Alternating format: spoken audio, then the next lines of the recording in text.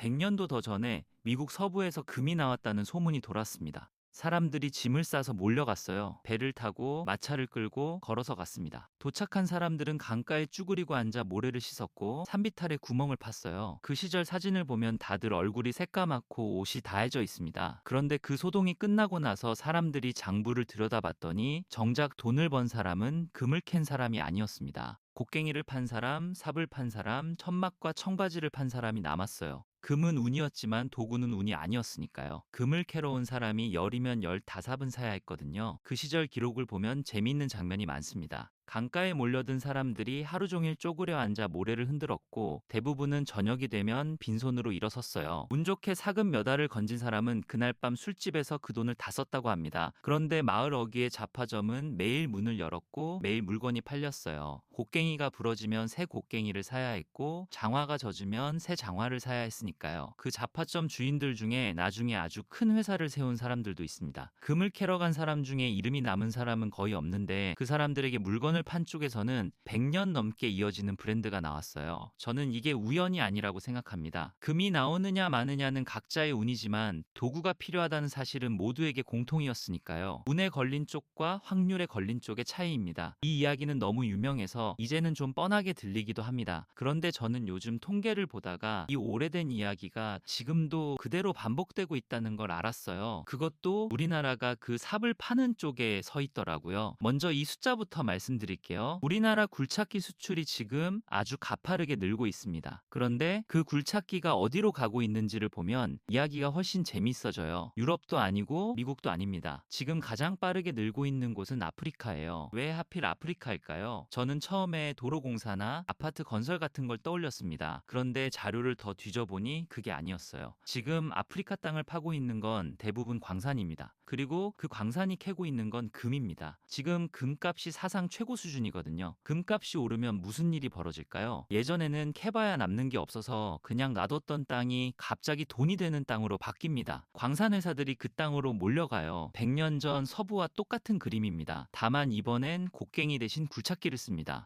그러니까 이렇게 정리할 수 있어요. 금값이 오르면 땅을 파야 하고 땅을 파려면 장비가 있어야 합니다. 삽은 금보다 먼저 팔립니다. 오늘 이야기는 네 갈래로 풀어보겠습니다. 첫 번째는 지금 수치가 정확히 어떻게 움직이고 있는지, 두 번째는 금값과 굴착기가 어떤 경로로 연결되는지, 세 번째는 왜 하필 아프리카에서 이 일이 벌어지는지, 그리고 마지막 네 번째는 이 좋아 보이는 이야기의 그늘입니다. 마지막 갈래를 빼놓으면 이건 그냥 기분 좋은 소식으로 끝나버려요. 미리 말씀드리면 저는 오늘 이야기를 자랑으로 마무리할 생각이 없습니다. 실제로 우리 건설 장비 회사들의 세계 순위는 지난해보다 오히려 내려갔거든요. 수출이 늘었는데 순위가 내려갔다는 게 무슨 말인지 그 대목이 오늘의 진짜 핵심입니다. 그리고 하나 더요. 금값에 얹혀서 도는 경기는 금값이 내려오면 같이 내려옵니다. 골드러시가 끝났을 때 서부의 삽 가게들이 어떻게 됐는지도 우리는 알고 있어요.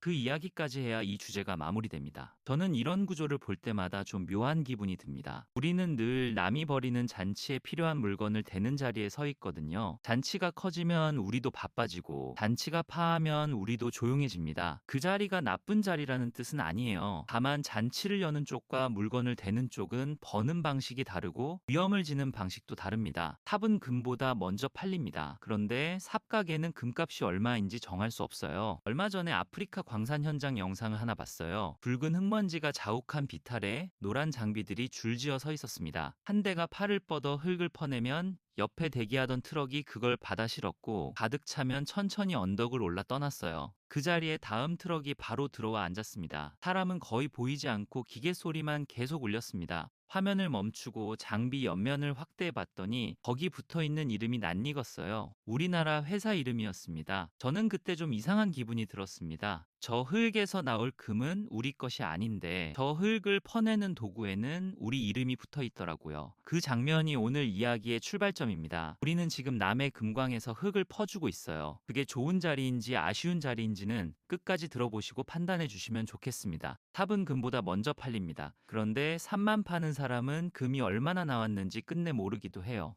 한 가지만 미리 정리하고 갈게요. 굴착기는 우리가 흔히 포클레인이라고 부르는 그 노란 장비입니다. 팔끝에 바가지가 달려서 흙을 퍼내는 기계예요. 원래 이름이 아니라 예전에 들어온 프랑스 회사 이름이 그대로 굳은 건데 아무튼 그 물건입니다. 크기가 아주 다양해서 골목에 들어가는 작은 것부터 광산에서 쓰는 거대한 것까지 있어요. 건설 장비 산업을 볼 때 굴착기를 특히 눈여겨보는 이유가 있습니다. 이 장비는 거의 모든 공사의 첫 단계에 들어가거든요. 도로를 놓든 건물을 올리든 광산을 파든 제일 먼저 땅을 건드려야 하니까요. 그래서 굴착기 판매량은 그 지역에서 앞으로 무슨 일이 벌어질지를 미리 알려주는 신호로 읽힙니다. 삽은 금보다 먼저 팔립니다. 그러니까 삽이 팔리는 걸 보면 어디서 금을 캘 작정인지가 보여요. 자, 숫자부터 보겠습니다. 숫자를 보기 전에 어디서 나온 자료인지 짚고 갈게요. 수출입 통계는 관세 자료를 바탕으로 품목별로 집계됩니다. 그래서 어떤 품목 코드로 잡느냐에 따라 금액이 조금씩 달라져요. 굴착기만 따로 보느냐, 건설 장비 전체로 묶어 보느냐에 따라서도 그림이 바뀝니다. 오늘은 굴착기 품목을 기준으로 말씀드리는데 다른 자료에서 다른 숫자를 보셨다면 그 차이일 가능성이 큽니다. 그리고 이런 통계는 배가 언제 떠났는지를 기준으로 잡힙니다. 계약이 언제 됐는지가 아니라요. 그래서 오늘 보실 숫자는 이미 만들어져서 부산항이나 울산항을 떠난 물건들의 기록이에요. 항구에 장비들이 줄지어 서 있다가 배에 실려 떠났고 그 기록이 몇 달 뒤에 통계로 남은 겁니다. 지금 공장에서 만들고 있는 물량은 여기 아직 안 들어가 있어요. 그러니까 이 숫자는 이미 지나간 일의 기록이라는 점을 염두에 두고 봐주시면 좋겠습니다. 선적 장면을 담은 영상을 하나 본 적이 있어요. 노란 장비들이 부두에 줄지어 서 있었습니다. 한 대씩 램프를 따라 배 안으로 천천히 걸어 들어갔고 마지막 한 대가 올라간 뒤에 선미의 문이 닫혔어요. 배가 빠져나가고 나니 부두에는 바퀴 자국만 길게 남았습니다. 그 장면이 통계 한 줄로 바뀌기까지는 다시 몇 달이 걸려요. 우리나라 굴착기 수출액은 2026년 4월 기준으로 9억 5,233만 달러입니다. 우리 돈으로 대략 1조 4,400억 원 정도예요. 전년 같은 기간이 7억 670만 달러였으니까 35.9%가 늘었습니다. 요즘 같은 시기에 이 정도 증가율이 나오는 품목은 흔하지 않아요. 지역별로 보면 차이가 더 뚜렷합니다. 유럽향이 45%, 아시아향이 19% 늘었어요. 그런데 아프리카가 압도적입니다. 2025년 아프리카향 굴착기 수출이 2억 1,926만 달러, 우리 돈으로 3,220억 원 규모였는데 전년 대비 156%가 늘었습니다. 한 해 만에 곱절이 넘게 뛴 거예요. 이런 숫자를 볼 때 저는 항상 한 번 더 확인하고 넘어갑니다. 워낙 작던 시장이 조금만 커져도 증가율은 크게 찍히거든요. 그래서 증가율만 보고 놀라기보다는 원래 규모가 어느 정도였는지를 같이 봐야 그림이 제대로 잡힙니다. 아프리카 쪽은 원래 규모가 크지 않았던 건 맞아요. 다만 그걸 감안해도 곡선은 설명이 따로 필요한 모양이었습니다. 이 증가율을 잠깐 곱씹어 보고 싶어요. 어떤 시장의 수요가 이렇게 짧은 기간에 뛰려면 이유가 하나여야 합니다. 여러 이유가 조금씩 보태져서 이런 곡선이 나오지는 않아요. 도로도 짓고 아파트도 짓고 공장도 짓고 해서 불어난 거라면 완만하게 올라갑니다. 갑자기 꺾여 올라가는 선은 대개 한 가지 사건이 만들어요. 그래서 저는 이 숫자를 보고 아프리카에서 뭔가 하나가 크게 벌어지고 있다고 판단했습니다. 사실 아프리카 건설 장비 시장은 오랫동안 조용한 시장이었어요. 규모도 크지 않았고 들어가도 돈이 잘 안 되는 곳으로 통했습니다. 도로 사정이 나빠서 장비를 옮기기도 어렵고 부품을 보내려면 통관에 시간이 오래 걸리고 대금 회수도 쉽지 않았거든요. 그래서 큰 회사들이 적극적으로 붙지 않았습니다. 그리고 이런 시장은 한번 뚫리면 소문이 빠른 편입니다. 광산 회사들은 대체로 같은 지역의 여러 현장을 동시에 굴리는데 한 현장에서 쓸만하다고 판단한 장비는 다음 현장에도 그대로 들어가거든요. 처음 한 대를 들여보내는 게 어렵지 그 다음부터는 결이 달라집니다. 아프리카 쪽 곡선이 완만하게 오르지 않고 꺾여서 올라간 데에는 이런 사정도 섞여 있어요. 그런 시장에서 이런 곡선이 나왔다는 건 시장이 스스로 커진 게 아니라 밖에서 큰 사업이 들어왔다는 뜻이에요. 광산 회사들은 자기 예산으로 도로도 깔고 발전기도 놓습니다. 그러니까 이 수출 증가는 아프리카의 형편이 좋아져서 생긴 일이라기보다 아프리카 땅을 팔어 들어간 자본이 만든 일에 가깝습니다. 구분이 뒤에 가서 중요해져요. 그리고 그 하나가 무엇인지는 다른 시장을 보면 금방 나옵니다. 그리고 이 대목에서 한 가지 확인하고 넘어가야 합니다. 어떤 지역의 수출이 늘었다는 건 그 지역이 부유해졌다는 뜻일 수도 있고 그 지역에서 뭔가 큰 공사가 시작됐다는 뜻일 수도 있어요. 둘은 완전히 다른 이야기입니다. 앞의 경우라면 수요가 오래 가고 뒤의 경우라면 공사가 끝나는 순간 함께 사라집니다. 이제 금 쪽 숫자를 보겠습니다. 금값은 2026년 3월에 온스당 5,000달러를 넘어섰습니다. 지난해 금값 상승폭은 반세기 가까운 기간을 통틀어 가장 컸어요. 그런데 이런 가격은 그냥 시세로 끝나지 않고 반드시 땅을 파는 쪽 예산으로 흘러갑니다. 금값이 왜 이렇게 올랐는지는 오늘 주제가 아니라 짧게만 짚겠습니다. 각국 중앙은행이 금을 사모으고 있고 여기저기서 분쟁이 이어지면서 안전자산을 찾는 돈이 몰렸어요. 화폐 가치에 대한 불안도 한몫했습니다. 이유가 무엇이든 값이 올랐다는 사실 자체가 해골 쪽에는 신호가 됩니다.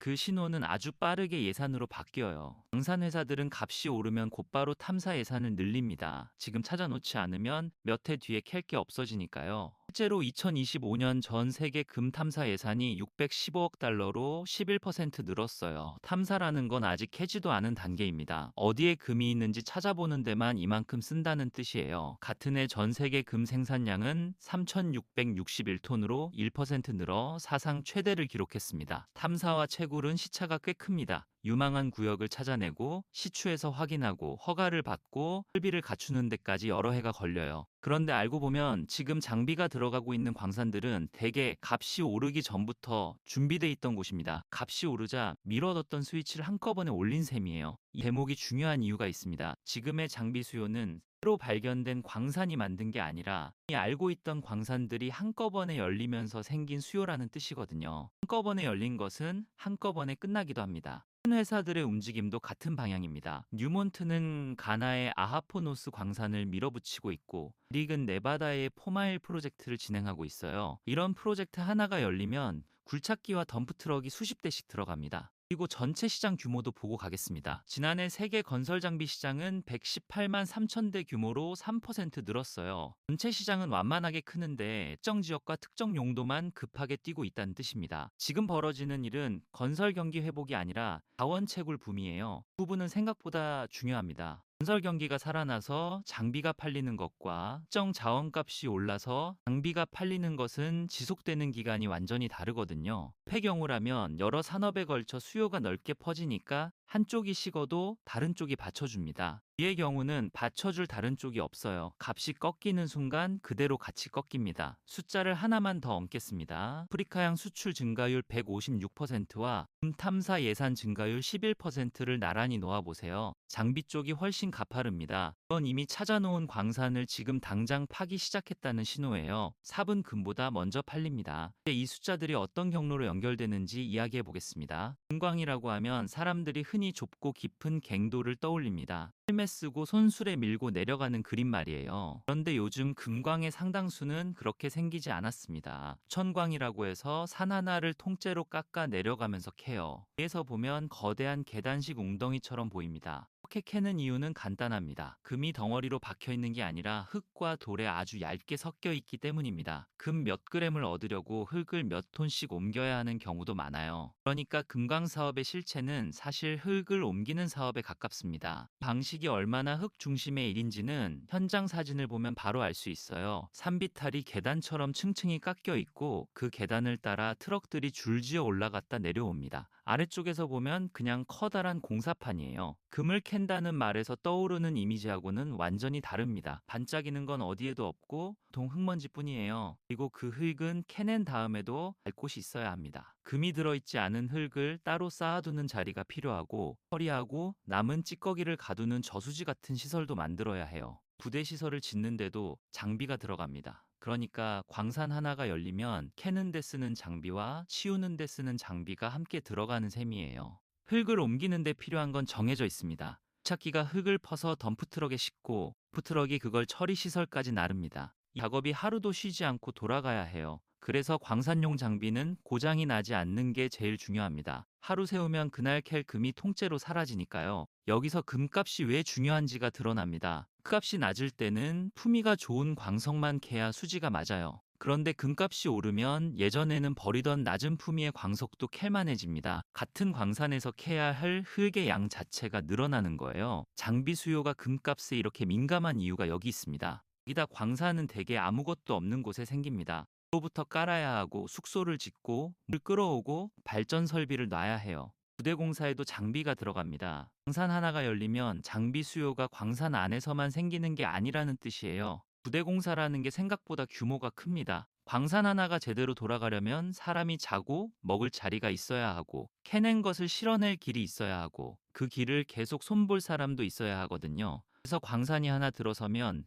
그 주변에 작은 마을 하나가 통째로 생기는 일이 흔합니다. 그 마을을 세우는데도 결국 흙을 파고 다지는 일이 제일 먼저 들어가요. 여기서 한 가지 덧붙이고 싶은 게 있어요. 광산용 장비는 일반 건설 현장 장비하고 쓰는 방식이 다릅니다. 건설 현장은 공사가 끝나면 장비가 다른 데로 옮겨가지만 광산은 그 자리에서 몇 년이고 계속 돕니다. 그러니까 광산 한 곳에 장비가 들어가면 그건 판매 한 건으로 끝나는 게 아니라 품과 정비가 따라붙는 긴 거래가 시작되는 거예요. 왜 중요하냐면 장비 회사의 진짜 수익은 대개 이 뒷단에서 나오기 때문입니다. 장비 자체는 경쟁이 치열해서 마진이 얇아요. 그런데 소모품과 부품은 그 장비를 쓰는 동안 계속 팔립니다. 광산붐이 장비 회사에 특히 반가운 이유가 여기 있어요. 한번 들어가면 오래 남는 자리니까요. 삽은 금보다 먼저 팔립니다. 그리고 삽자루는 삽보다 오래 팔려요. 왜 하필 아프리카일까요? 몇 가지 이유가 겹칩니다. 우선 아직 제대로 파보지 않은 땅이 많아요. 지질 조사가 덜 된 지역이 넓다는 건 새로 찾을 여지가 남아있다는 뜻입니다. 그리고 인건비와 부지 확보 비용이 상대적으로 낮습니다.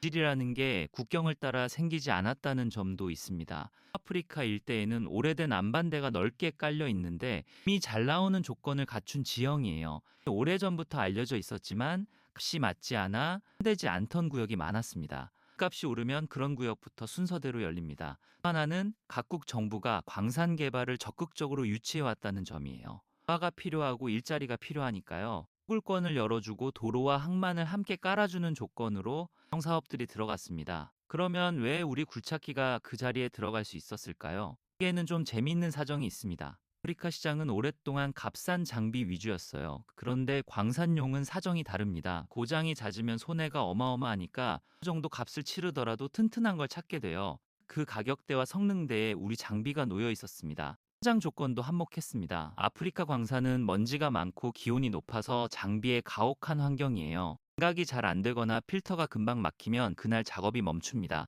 그래서 이런 환경에서 문제를 덜 일으킨 이력이 있는 장비가 다음 주문에서 유리해져요. 광산회사들은 자기들끼리 이런 정보를 꽤 촘촘하게 공유합니다.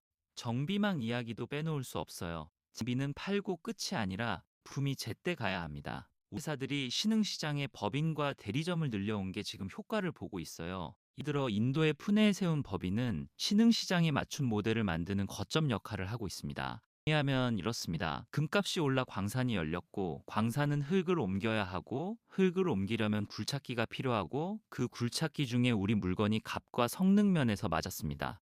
은 금보다 먼저 팔립니다. 그리고 이번엔 그 삽을 우리가 팔고 있어요. 근데 이제부터가 제가 진짜 하고 싶었던 대목입니다. 수출이 이렇게 늘었는데 우리 건설 장비 회사들의 세계 순위는 오히려 내려갔습니다. 업계에서 해마다 발표하는 순위표가 있어요. 세계 건설 장비 회사들을 점유율 순으로 줄 세운 표인데 우리 두 회사가 나란히 뒤로 밀렸습니다. 두산밥켓은 11위에서 13위로 HD 현대건설기계는 14위에서 15위로 내려앉았어요. 두 회사 모두 상위권 진입에는 다시 실패했습니다. 점유율 자체는 크게 달라지지 않았습니다. 거의 제자리였어요. 근데도 순위가 내려갔다는 건 우리를 앞지른 회사가 있다는 뜻입니다. 저는 이 대목이 제일 서늘하다고 느꼈어요. 우리는 분명히 더 팔았습니다. 그런데 시장에서 서 있는 자리는 뒤로 밀렸습니다. 이 무슨 뜻일까요? 우리도 늘었지만 남들이 더 빨리 늘었다는 뜻입니다. 특히 중국 업체들이 그렇습니다. 싸니, 서공, 중년중과 같은 회사들이 자국 시장을 발판으로 덩치를 키운 뒤 해로 밀고 나오고 있어요. 중국은 자국 인프라 투자만으로도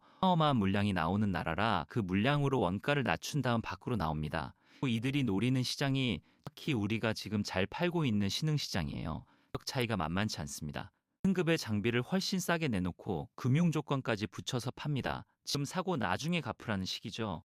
회사 입장에서는 처음에는 망설이다가도 여러 대를 한꺼번에 사야 하는 상황이 되면 계산기를 두드리게 돼요. 우리가 내구성으로 버티는 동안 상대는 가격과 조건으로 밀고 들어오는 겁니다. 내구성이라는 방어막도 영원하지 않습니다. 장비의 품질 격차는 시간이 지날수록 줄어드는 쪽으로 움직여요. 처음에는 확실히 차이가 나지만 상대가 그 시장에서 몇 해를 굴리고 데이터를 쌓으면 격차가 좁혀집니다. 게다가 광산회사들도 이제 값싼 장비를 여러 대 사서 돌려 쓰는 방식을 실험하고 있어요. 대가 튼튼한 것과 여대가 싼 것 중에 무엇이 유리한지는 계산해봐야 아는 문제니까요. 개별 회사 실적을 보면 나쁘지 않습니다. 북미 매출도 늘었고 유가 중동, 아프리카 매출도 두 자릿수로 늘었어요. 그런데 개별 회사 실적이 좋아도 순위가 내려갈 수 있다는 게 이 시장의 무서운 점입니다. 우리는 잘하고 있다고 느끼는데 판이 우리보다 빨리 움직이는 상황인 거예요. 더 신경 쓰이는 건 자원을 가진 나라들의 태도 변화입니다. 나는 금 채굴 로열티를 지금의 곱절 넘는 수준으로 올리는 방안을 추진했어요. 여러 나라가 여기에 반발했지만 이런 흐름 자체는 아프리카 곳곳에서 나타나고 있습니다. 금값이 오르니 그 몫을 더 가져가겠다는 겁니다.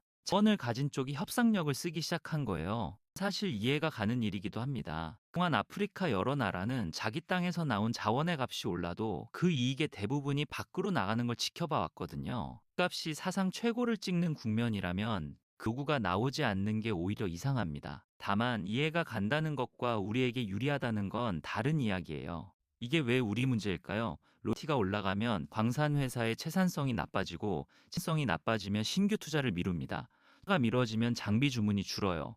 금을 캐지도 않고 세금을 내지도 않는데 싸움의 결과가 우리 수주에 그대로 옵니다. 치를 여는 쪽이 아니라 물건을 대는 쪽에 서 있다는 게 이런 뜻이에요. 그래서 우리 쪽 사정도 하나 짚고 싶습니다. 이런 붐이 오면 공장은 바빠지지만 그 바쁨이 반드시 좋은 방향으로만 흐르지는 않아요. 당장 나가는 물량을 맞추느라 다음 세대 모델 개발이 뒤로 밀리는 일이 자주 생깁니다. 그리고 몇 해 뒤에 경쟁사가 새 모델을 들고 나왔을 때 우리는 여전히 잘 팔리던 그 모델을 팔고 있게 돼요. 전동화 이야기도 그렇습니다. 장비 쪽에서도 배터리로 가는 흐름이 시작됐는데 회사는 그 흐름에서 좀 떨어져 있어요. 워낙 힘을 많이 써야 하는 현장이라 아직 기존 방식이 유리합니다. 근데 도심 공사 쪽에서는 소음과 배기 문제로 전동 장비를 요구하는 곳이 늘고 있어요. 잘 팔리는 시장에만 맞춰 놓으면 규제가 먼저 움직이는 시장에서 자리를 이룰 수 있습니다. 삽은 금보다 먼저 팔립니다. 그런데 어떤 삽을 만들어 둘지는 지금 정해야 해요. 그리고 가장 근본적인 문제가 남아 있습니다. 값이 내려오면 어떻게 될까요? 지금의 호황은 금값이라는 하나의 축에 크게 기대고 있어요. 값이 조정을 받으면 신규 광산 개발은 가장 먼저 미뤄지는 항목이 됩니다. 파고 있는 광산은 계속 파겠지만 새 장비 주문은 뚝 끊겨요. 서 골드러시가 끝났을 때 사계들이 어떻게 됐는지 생각해 보시면 됩니다. 광부들이 떠난 마을에는 팔리지 않은 곡괭이가 쌓였어요. 산 금보다 먼저 팔립니다. 근데 삽은 금보다 먼저 안 팔리기도 합니다. 이에 하나 더 붙이면 우리는 이 장비를 팔면서 정작 그 광산의 지분은 갖고 있지 않습니다. 옮기는 도구는 우리가 되는데 흙에서 나온 금은 다른 회사 것이에요. 값이 오르는 국면에서 가장 크게 버는 쪽은 결국 광산을 가진 쪽입니다. 우리는 그 상승분을 장비 몇 대 더 파는 것으로만 나눠받아요. 질문을 남기면서 마무리하겠습니다. 먼저 이걸 여쭙고 싶어요. 우리는 왜 늘 곡괭이를 파는 쪽에 서 있을까요? 반도체 장비에서도 배터리 소재에서도 지금 이 굴착기에서도 비슷한 그림이 반복됩니다. 나 버리는 일에 필요한 물건을 잘 만들어내는 자리예요. 이거 우리 실력의 한계일까요? 아니면 위험을 피하려고 우리가 고른 자리일까요? 그 다음으로 여쭙고 싶은 건 이겁니다. 수가 내려가는데 매출이 오르는 상황을 우리는 어떻게 읽어야 할까요? 매출만 보면 잘하고 있는 것처럼 보입니다. 근데 시장에서의 자리는 조금씩 뒤로 밀리고 있어요. 쪽 숫자를 보고 판단해야 할까요? 이 문은 조금 불편할 수도 있겠습니다. 금광이 열린다는 건 누군가의 땅이 파헤쳐진다는 뜻이기도 합니다. 우리 그 장비를 대면서 그 땅에서 무슨 일이 벌어지는지는 얼마나 알고 있을까요? 로열티를 올리겠다는 나라들의 요구를 우리는 그냥 사업 위험으로만 읽어왔던 건 아닐까요? 하나 여쭙고 싶은 건 잘 팔리는 시기에 무엇을 준비해야 하느냐는 겁니다. 지금처럼 주문이 밀려들 때는 만드는 데만 정신이 팔리기 쉽거든요. 이 국면이 끝났을 때 남는 건 그때 준비해 둔 것뿐이에요. 우리는 지금 무엇을 남기고 있을까요? 마지막으로 하나만 더 여쭐게요. 아프리카양 굴착기 수출이 156% 늘었다는 소식을 알고 계셨나요? 저는 이런 뉴스가 너무 조용히 지나가는 게 늘 아쉽습니다. 우리가 무엇을 만들어서 어디에 팔고 있는지를 아는 사람과 모르는 사람은 그 산업에 대해 내리는 판단의 질이 완전히 달라지거든요. 전 이 질문들에 스스로 답을 내리려다가 같은 자리로 돌아왔습니다. 곡괭이를 파는 자리는 나쁜 자리가 아니에요. 오히려 위험을 덜 지고 꾸준히 버는 영리한 자리에 가깝습니다. 는 그 자리에 머물러 있는 동안 우리가 다른 무언가를 준비하고 있느냐는 거예요. 자치가 파한 뒤에도 풀건이 있느냐? 저는 그게 갈림길이라고 봅니다. 그래도 마지막은 좋은 이야기로 닫고 싶습니다. 우리 회사들이 아프리카 시장에서 자리를 잡은 건 금값이 오르기 전부터 그 시장에 사람을 보내고 대리점을 깔아뒀기 때문입니다. 붐이 왔을 때 받을 준비가 되어 있었다는 뜻이에요. 그건 운이 아니라 오래 걸린 준비였습니다. 다만 그 준비가 다음 국면에도 통할지는 아직 모릅니다. 는 더 싼 값에 더 좋은 조건을 붙여서 오고 있고, 자원을 가진 나라들은 몫을 더 가져가겠다고 하고 있어요. 금보다 먼저 팔립니다. 그런데 사계가 오래 남으려면 금이 없는 계절에도 팔 수 있는 물건이 있어야 해요. 이야기는 여기까지입니다. 금값이 올랐다는 뉴스를 보시거든 그 금을 캐기 위해 지금 어디선가 흙을 퍼내고 있을 노란 장비들을 한 번쯤 떠올려 주시면 좋겠어요. 그 적지 않은 수에 우리 회사 이름이 붙어 있습니다. 끝까지 봐주셔서 고맙습니다.